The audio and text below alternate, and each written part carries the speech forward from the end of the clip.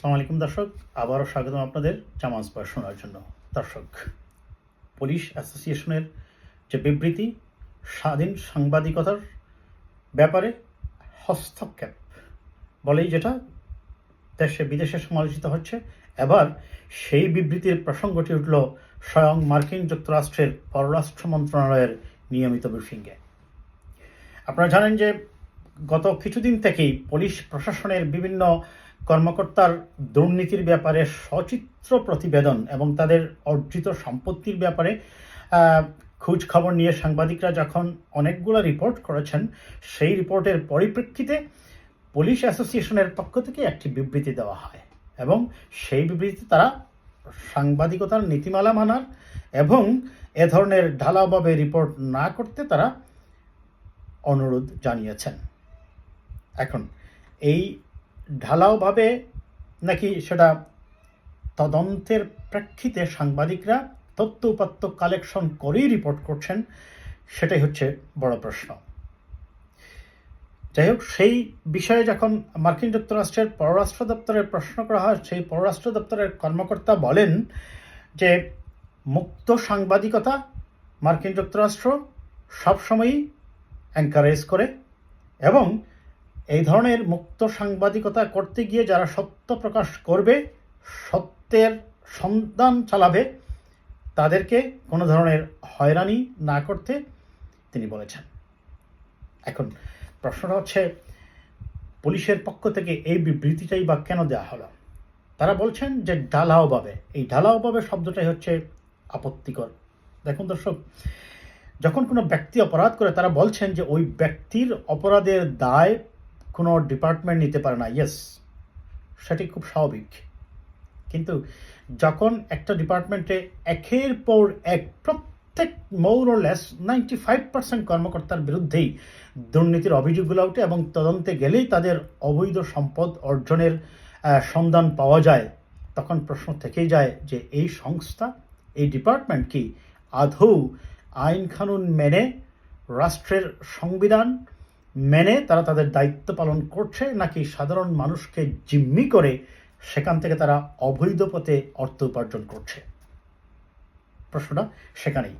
Police প্রশাসনের পক্ষ থেকে এই ধরনের একটি বিবৃতি দেওয়া হলে আপনারা দেখেছেন সাংবাদিকদের বিভিন্ন সংগঠন, সাংবাদিক ইউনিয়ন, সাংবাদিক ফোরাম বা BFUJ সহ অ্যামনেস্টি ইন্টারন্যাশনাল, তারপরে আপনার যতগুলা মানবাধিকার সংগঠন আছে, সবাই এই ব্যাপারে উষ্মা প্রকাশ করেছে এবং পুলিশের এই ধরনের বিবৃতি দেওয়াকে এক ধরনের প্রচ্ছন্ন হুমকি বলেই তারা মনে করেছেন মুক্ত সাংবাদিকতার ক্ষেত্রে।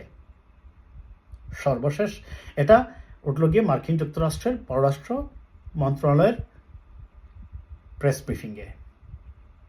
এবং সবচেয়ে বড় কথা হচ্ছে, সরকারের কেন জানি মনে হচ্ছে তারা অন্য ডিপার্টমেন্টের দুর্নীতিগুলার ব্যাপারে কিছুটা পদক্ষেপ অ্যাটলিস্ট সমালোচনার ক্ষেত্রে হলে নিলেও পুলিশের ব্যাপারগুলা তারা এড়িয়ে চলার চেষ্টা করছেন।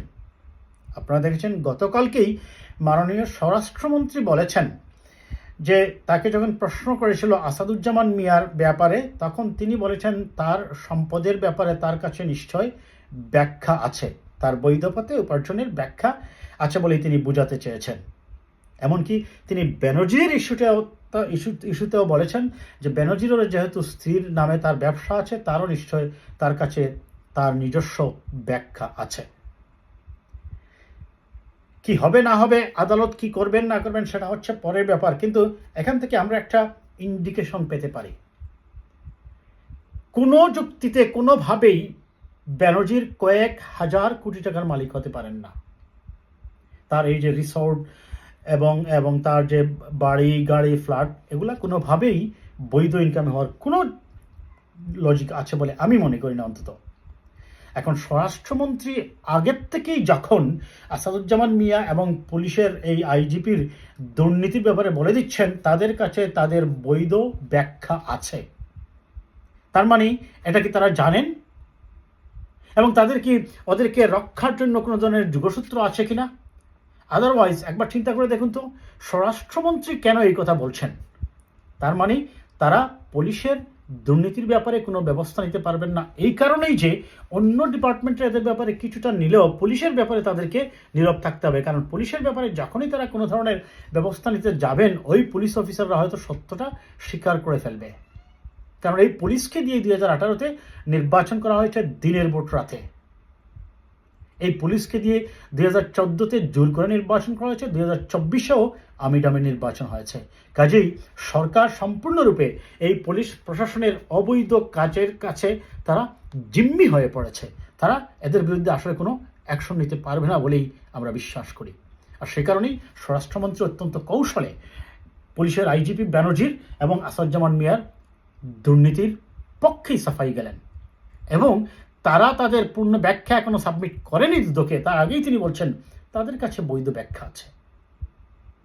তার মানে এটা সরকারের দুর্নীতি দমন কমিশনের আর ওই দুর্নীতিবাজ কর্মকর্তাদের যোগ সাজসেই, এবং পুলিশ অ্যাসোসিয়েশনের যে সাম্প্রতিক যে বিবৃতিটা, তার মানে এই চক্রাকারে, এই কথাটা আমি প্রায় বলি দর্শক, একজন দুর্নীতিবাজ একা দুর্নীতি করে না, দুর্নীতি করতে হলে তার একটা দুর্নীতির চক্র তৈরি করতে হয়। আর এই সরকারই সেই দুর্নীতির চক্রের নেতৃত্ব দিচ্ছে, কারণ তাদের ক্ষমতায় অবৈধভাবে থাকার জন্য এই পুলিশ বাহিনীর উপর নির্ভরশীল হতে হচ্ছে। সেই বিষয়টা এখন মার্কিন যুক্তরাষ্ট্রেও চলে গেছে। ভালো থাকবেন দর্শক, আমাদের এভাবেই কথা বলতে হবে। দেখা যাক এই দুর্নীতিবাজদের ব্যাপারে সরকার কি করে।